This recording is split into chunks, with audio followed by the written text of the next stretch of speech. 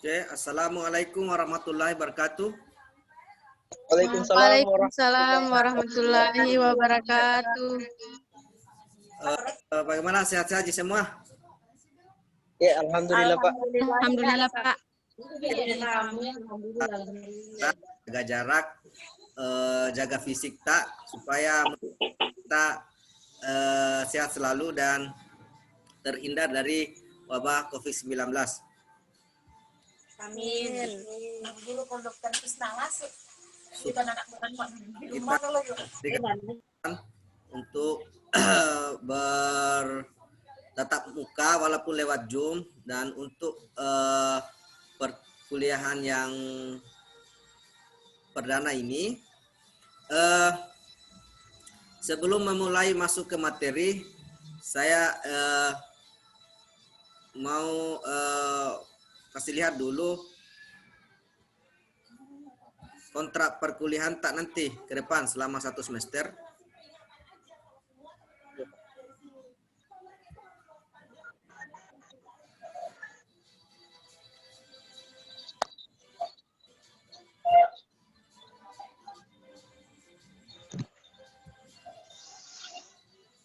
Nah, itu muncul. Halo? Iya Pak, muncul. Iya, Ini kontrak perkuliahan selama 1 semester ke depan, mata kuliah infeksi silang ini. Saya bacakan saja. Yang pertama, mahasiswa hadir minimal 5 menit sebelum perkuliahan dimulai. Dalam arti kalau memang masih menggunakan Zoom melewat daring, ya setelah dibuka kelas, dalam arti kelas daringnya, ya hadir memang sebelum jam yang ditentukan, minimal 5 menit minimal. Yang kedua, memakai seragam yang telah ditentukan oleh prodi, dalam arti seragam kampusnya. Yang ketiga, alfa dan izin maksimal 2 kali pertemuan. Sakit melampirkan surat keterangan dari dokter. Dan tanda tina. Dan tanda. 4. Tugas diselesaikan dan dikumpul sesuai dengan waktu yang telah ditentukan. Jadi ini kontrak perkuliahan kita ya ke depan. Jadi sepakat semua dengan kontrak ini? Sepakat. Sepakat, Pak. Sebelum masuk lagi, saya mau Ini nomor 2. rencana pembelajaran semester dalam mata kuliah pengendalian infeksi silang 2.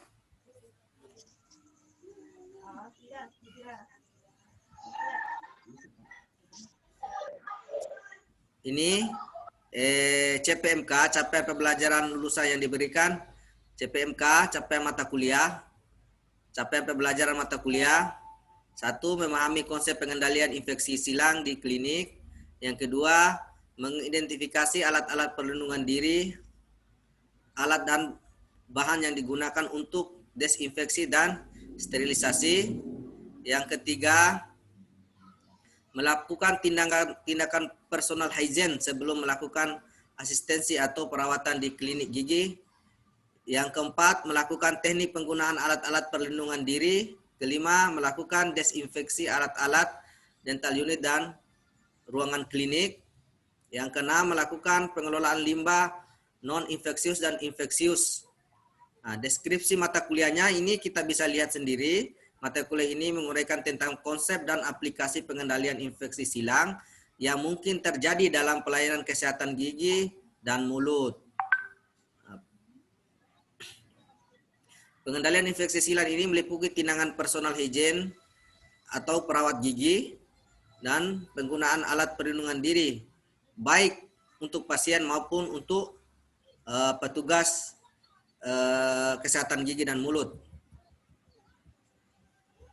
Terus bahan kajian atau pokok bahasan Satu, konsep dasar pengendalian infeksi silang pada pelayanan kesehatan gigi dan mulut. Kedua, pengendalian alat-alat dan bahan desinfeksi sterilisasi di klinik gigi. Ketiga, personal hygiene pada pelayanan kesehatan gigi dan mulut. Yang keempat, alat-alat perlindungan diri di klinik. Yang kelima, penggunaan macam-macam bahan dan alat desinfeksi sterilisasi. Yang keenam, desinfeksi dental unit dan ruangan klinik gigi. Yang ketujuh, pengolahan limbah. Ini daftar referensi yang saya gunakan. Nah, ini sub CPMK-nya. Pertemuan pertama diharapkan mahasiswa mampu memahami sejarah pengendalian infeksi silang. Kedua, sampai pertama dan kedua itu. Yang ketiga, keempat, mahasiswa mampu memahami penyakit infeksi yang penting dalam kedokteran gigi. Nah, minggu kelima, diharapkan mahasiswa mampu memahami hygiene personal. Ini dalam jangka waktu 1 semester ya. Yang keenam dan ketujuh, mahasiswa mampu menjelaskan tahapan dalam hygiene personal.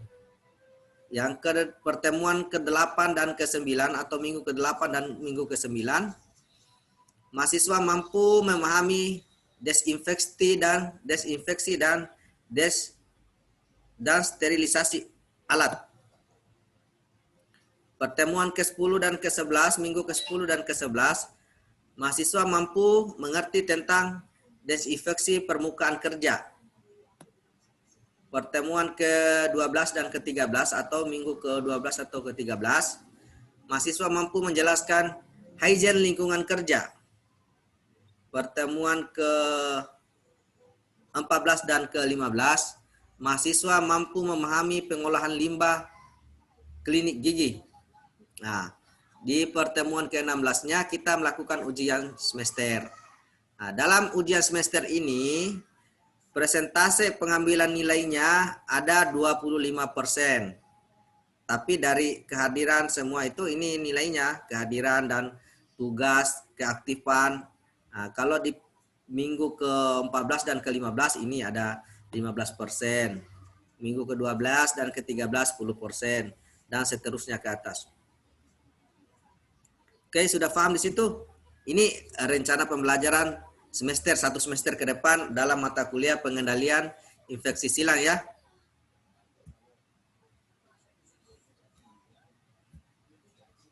Oke, saya masuk saja ke materinya, materi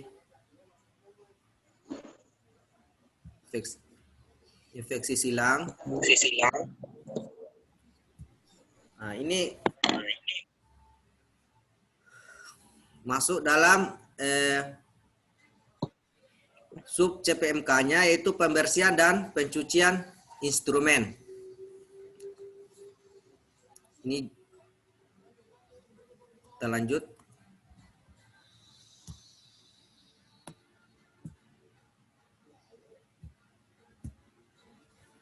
Nah, pengertian adalah suatu proses untuk menghilangkan kotoran yang terlihat atau tidak terlihat pada peralatan medis, baik secara objek, secara mekanis, yaitu dengan gesekan fisik, deterjen, dan bilasan air.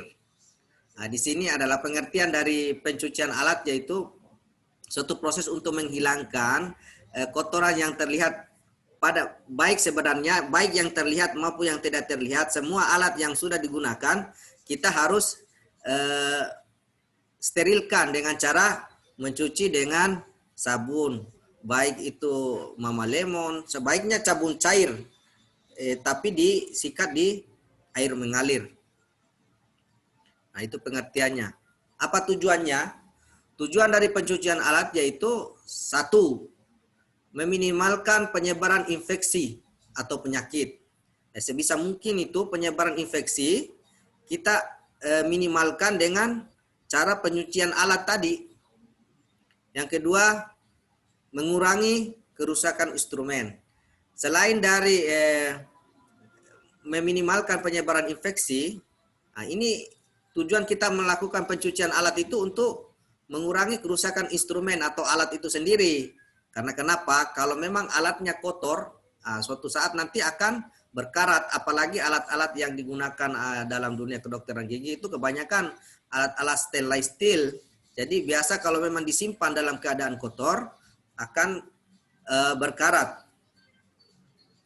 Yang ketiga, memperpanjang umur instrumen-instrumen lebih tahan lama. Kenapa? Kalau memang kita sering cuci dan bersihkan, otomatis alatnya tidak berkarat dan tidak cepat rusak. Itu 3 tujuan dari pencucian alat dalam dunia kedokteran gigi. Kita lanjut. Ini ada pencucian alat dengan manual. Alat dan bahannya yaitu wastafel, sikat pembersih, spons, deterjen. Deterjen ini sebaiknya digunakan deterjen yang cair ya, seperti Sunlight, Mama Lemon, ada itu risot cair dan sebagainya. Air yang bersih. Air yang bersih di sini air yang mengalir dalam, kalau bisa di dalam kerangnya yang dalam wastafel.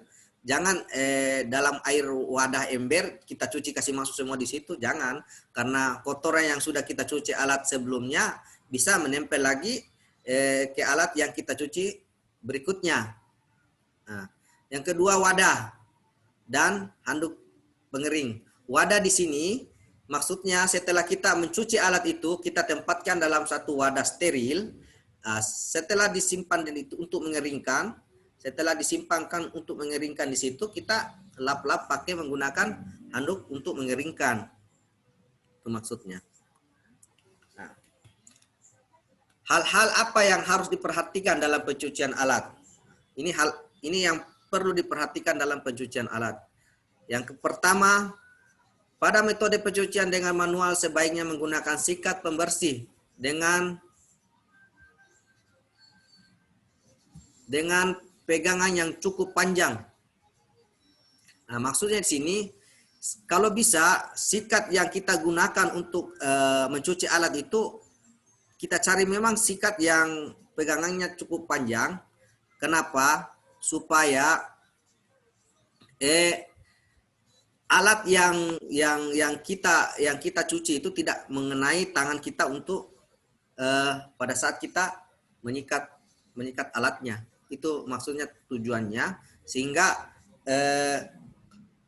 airnya juga itu tidak terpercik juga ke muka kita, dalam arti pada saat kita melakukan penyikatan, jadi cuman bulu sikatnya saja yang kena di alatnya.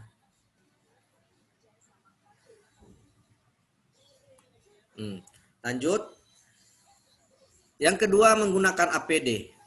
Apalagi di masa pandemi ini ya wajib kita menggunakan APD. APD-nya apa? Yang satu baju hazmat. Usahakan baju hazmat ya. Yang kedua, menggunakan masker. Masker itu kalau bisa menggunakan masker N95 atau 3M itu yang tebal. Karena memang kalau kita kerja di gigi itu dalam dunia kedokteran gigi, apalagi dalam masa pandemi ini, kita rentan terkena virus, baik itu virus TBC, virus COVID, dan virus-virus yang menular lainnya. Jadi usahakan kita memakai APD yang tebal, handscoon yang tebal, dan masker yang tebal. Semua ditutup. Kalau itu mata juga harus ditutup dengan menggunakan face shield atau kacamata khusus, memang yang didesain khusus untuk dipakai di klinik.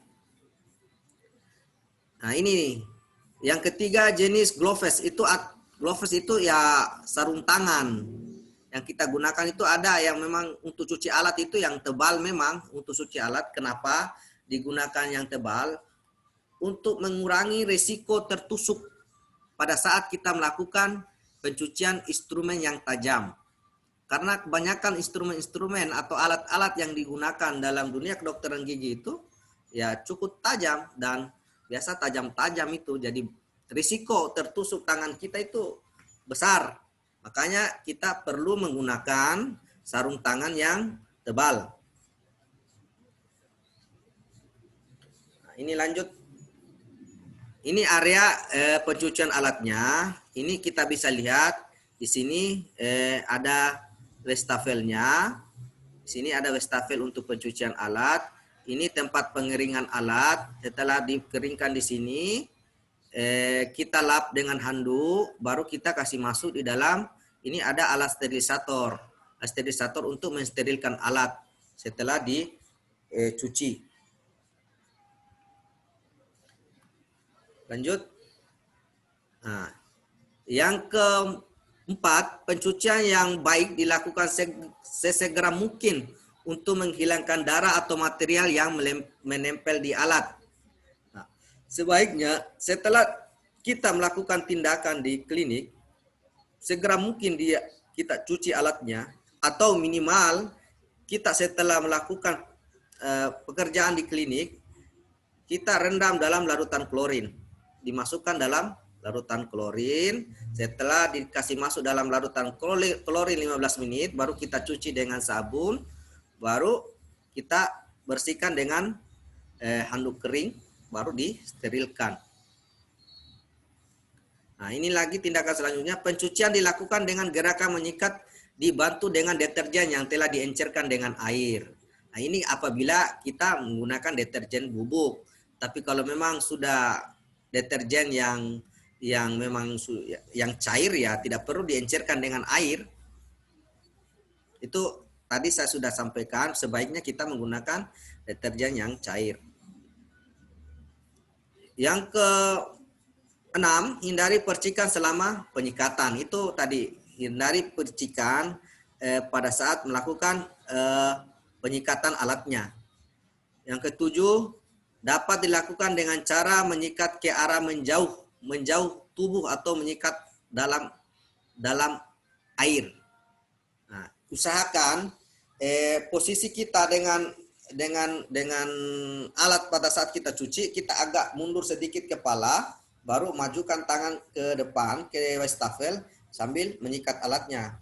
Apa tujuannya? Untuk menghindari percikan air mengenai muka kita. Itu maksudnya.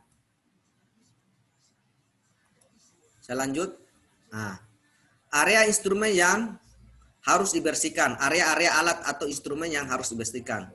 Satu, permukaan yang datar. Permukaan instrumen itu kan ada yang datar juga, perlu kita sikat dengan baik. Yang kedua, area lekukan.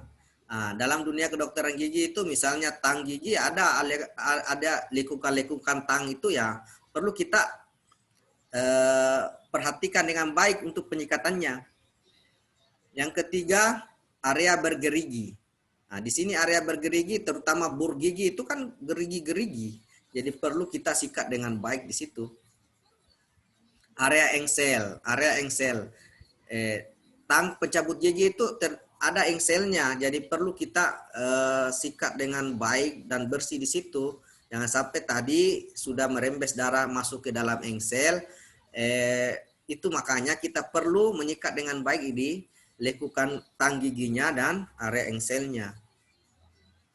Kita lanjut. Nah, ini. Ganti air deterjen secara berkala jika telah kotor. Air deterjen yang kita cuci alat itu, dipakai cuci alat, kalau memang sudah kotor dalam wadahnya itu ya kita harus ganti dengan air deterjen yang baru lagi. Nah, yang keenam, pencahayaan ruangan harus cukup untuk memastikan kebersihan alat. Nah, di sini kalau memang ruangan klinik terutama di tempat sterilisasi alat itu harus memang cahaya yang cukup atau lampu yang agak besar wattnya. Kenapa? Nanti kalau kecil wattnya ya kita tidak bisa lihat apakah ini alat sudah bersih atau tidak. Kita tidak bisa melihat dengan baik, itu maksudnya. Lanjut, yang ketujuh, bilas instrumen dengan baik untuk membersihkan residu deterjen. Nah, kenapa? Kita harus bilas dengan baik di air yang mengalir pada air dalam kerang yang keluar dari kerang, untuk menghilangkan bekas-bekas deterjen atau busa-busa deterjen tadi. Yang ke-8, lakukan pengeringan sebelum proses selanjutnya. lakukan pengeringan di sini ya setelah kita cuci dan bilas, kita tempatkan pada suatu wadah untuk mengeringkan dulu sebelum kita lap dengan handuk kering. Setelah dilap dengan handuk kering, baru kita kasih masuk di sterilisator. Oke. Mungkin itu materi yang bisa saya sampaikan minggu ini. Ada pertanyaan? Ada? Saya Pak. Ya.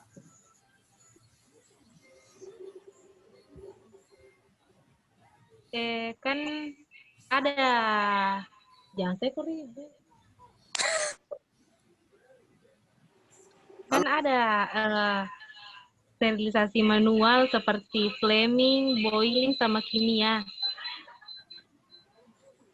Nah, yang mau saya tanyakan itu Pak, kenapa sekarang lebih dominan digunakan sterilisator yang mesin itu dibanding sama sterilisator manual seperti tadi flaming, boiling, sama yang kimia? Oke. Terima kasih. Sedangkan kan lebih praktis juga dan ekonomis. Terima kasih. Tanya.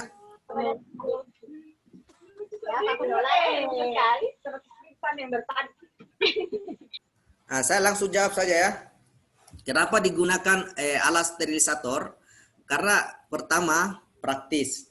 Yang kedua mampu membunuh bakteri dan virus-virus lebih banyak dibanding sterilisator yang lain. Nah, sudah dilakukan penelitian bahwa sterilisator mampu membunuh ketimbang daya bunuhnya lebih besar ketimbang sterilisator yang seperti boiling. Itu kan cuma uap saja digunakan, paling air panas saja. Tapi kalau ini sudah di atas suhu 100 derajat, makanya di dalam sterilisator itu tidak boleh dimasukkan bahan-bahan yang berbau plastik karena akan meleleh karena dia panasnya di atas 100 derajat. Jadi kalau untuk boiling dan yang lainnya mungkin hampir bisa menghilangkan bakteri dan virus, cuman tapi tidak bisa dikatakan 100%. Itu. Yang kedua, efektivitasnya kalau sterilisator untuk kenyamanan kerja dan kecepatannya ya lebih simpel. Kan kenapa? Kalau boiling dan yang lainnya kita harus memanaskan air, kasih masuk dalam dandan dan lain sebagainya. Itu alasannya. Jadi orang sekarang lebih memilih sterilisator karena simpel dan daya bunuh kumannya lebih tinggi. Nah, mungkin itu jawaban dari saya. Oh iya. Saya tutup dulu slide-nya. Ada lagi pertanyaan yang lain?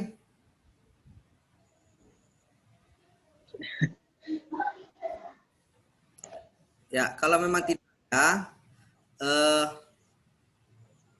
syukur saya berterima kasih kepada adik-adik sekalian kita bisa bertemu hari ini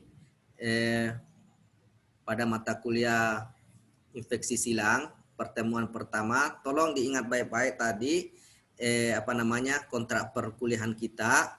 Sebelum saya tutup ini, saya ingatkan lagi, tolong 4 item dalam perkuliahan kita itu kontrak perkuliahan itu tolong dilaksanakan dengan baik ya, diperhatikan dengan baik supaya maksud dan tujuan saya di sini bukan untuk mau melihat adik-adik atau teman-teman sekalian ini ke depan bisa menjadi orang yang berhasil. Nah, tujuan mata kuliah ini memang untuk spesifikasi kita juga bagaimana di lapangan. Nah, itu yang pesan yang ingin saya sampaikan.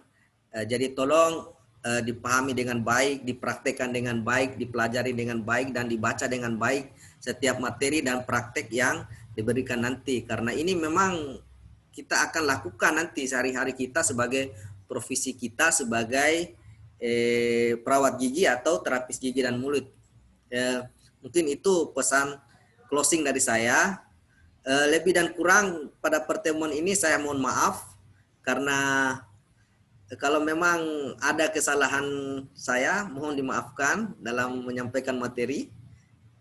Oke? Iya, Pak. Ya. Assalamualaikum warahmatullahi wabarakatuh. Waalaikumsalam warahmatullahi wabarakatuh.